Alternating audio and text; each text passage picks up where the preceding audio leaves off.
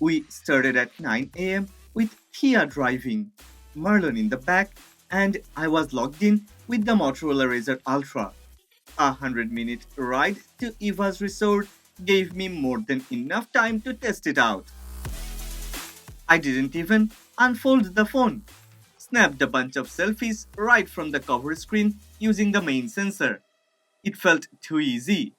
Shot loads of videos too, switching between the main and ultra wide lenses. Okay, what about the camera performance? We will get into that soon. But let's just say it kept me busy the whole ride. Motorola's Razr Ultra steps out from the shadow of traditional foldables with a design that feels both nostalgic and forward thinking. Its standout wooden rear panel is more than just aesthetic. It adds texture, warmth, and practicality where glass or vegan leather falls short. Framed with a refined body and finished with Gorilla Glass ceramic, the Razor brings visual charm and improved durability. The IP48 rating isn't the highest, but it's enough to handle rain and spills. Though the curved corners may still leave it more fragile than flat frame rivals. The titanium reinforced hinge brings a satisfying steadiness throughout the fold. It allows the phone to sit with poise at multiple angles, whether half open on a desk or fully extended. More importantly, the hinge design enables a wider fold radius, softening the crease to the point where it becomes nearly invisible during everyday use. Motorola also includes a dedicated AI button, and this time it can be reassigned and customized to better fit different routines. The 4.0-inch LTPO AMOLED external display isn't just for quick glances. It's fast, vivid, and bright enough to hold its own.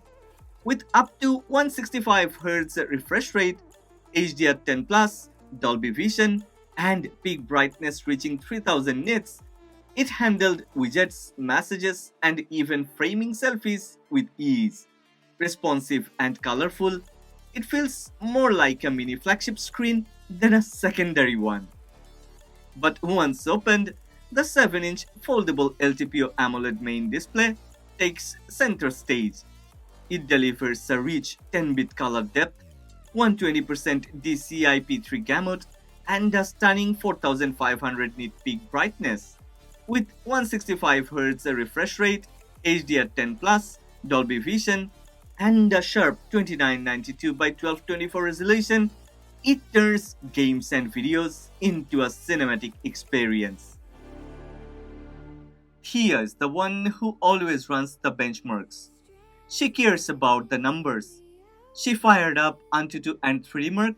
The Motorola Razr Ultra pulled 2,638,000 on Antutu, which is solid for a foldable. On 3D Mark's Wildlife Extreme Stress Test, it peaked at 6,836 but dropped to 4,581 and landed with 67% stability. Not the most consistent curve, but not a red flag either. What matters more is how it feels in real use. And here, well, I'm not that satisfied. Anyway, Snapdragon 8 Elite, 16GB of RAM, UFS 4.0, it's a serious setup. Actually, me, Thea, and Eva all tested the gaming performance of the Razr Ultra with Genshin Impact, Real Racing 3, and Call of Duty. It was a mixed bag. Never quite thrilling, yet not disappointing either. Frame rates were generally smooth, and touch response was fine, but minor frame drops were noticeable during heavy action. Most importantly, the phone started heating up after around 35 to 40 minutes, though it stayed manageable. One of the coolest things about the Motorola Razr Ultra is that both the main and ultra-wide cameras can be used for selfies, thanks to the external display working as a full viewfinder. It's incredibly easy to launch the camera with just a quick gesture, even when the phone is folded. Selfie portraits have genuinely impressed me. Razor sharp textures, balanced exposure, and accurate edge cutouts. Skin tones look natural without being overly beautified, and the background blur feels smooth and refined. Let's talk about portrait photography. And this one has actually done a better job than expected. Motorola Razr Ultra mostly uses its main sensor to take portraits, and the results are surprisingly pleasant. Subject isolation is solid with a creamy bokeh effect that feels natural and never aggressive. Texture sharpness and facial detail hold up well even under harsh lighting. Yeah, that's really cool. Okay, skin tones are balanced, not overly smoothened, and edge detection is quite reliable. Color grading is tuned just right with accurate white balance. Yeah, after checking over 50 portrait shots, it's clear Razer Ultra has performed above average. It can even compete with flagship camera phones. It's time for night mode, and unfortunately, the Motorola Razr Ultra couldn't keep up in tricky lighting. Exposure often fluctuates, shadows lack clarity, and there's noticeable noise in darker areas.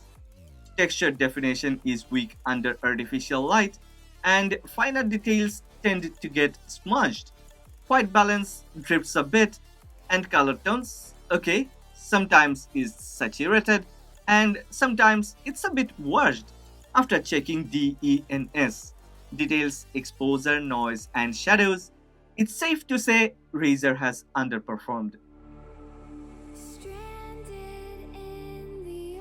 Yeah, we are gonna talk about performance and other things, but before that, let's talk about 4K 60 frames per second video clips. Motorola Razr Ultra captures a decent amount of detail and the overall sharpness is acceptable. However, highlight control is inconsistent and dynamic range feels limited in harsh lighting. Colors are a bit boosted and white balance frequently shifts between warm and cool. After checking multiple clips, I have chosen the best one for you. Yeah, exposure and shadows are just average, and altogether, the Razer Ultra's video performance sits below the competition. The speakers are solid, clear mids, decent bass, and loud enough to cut through a busy room. Dolby Atmos adds just enough depth, and while it's not cinematic, it's better than most flip phones. She's an itty bitty spider with an itty bitty lighter and she might just come for you. Like many other foldables, it comes with a side-mounted fingerprint sensor. The fingerprint sensor on the side is snappy and accurate, while face unlock works well even in dim light. I care about this. And, well, haptics feel refined, not buzzy, and the whole OS feels like it's been tuned for quick, everyday use. After a full day of camera work, screen time, and gaming, the Razer Ultra had some battery left by the time we got home. That 4700 mAh cell held up better than expected, and when it was time to charge, the 68-watt wired option had it back to full in under an hour. Moreover, it also supports 30-watt wireless charging, which is pretty handy. So yeah, that's the Motorola Razr Ultra, my primary phone. Yeah, I'm using it in my daily life cause it's foldable, functional, and far more fun than most flagships. What do you think about this Motorola Razr Ultra? Don't forget to share your thoughts and ideas in the comments section. Well, if you have enjoyed this video, then please don't forget to click on the like button and please subscribe to this channel. Support honest content. Welcome to reality.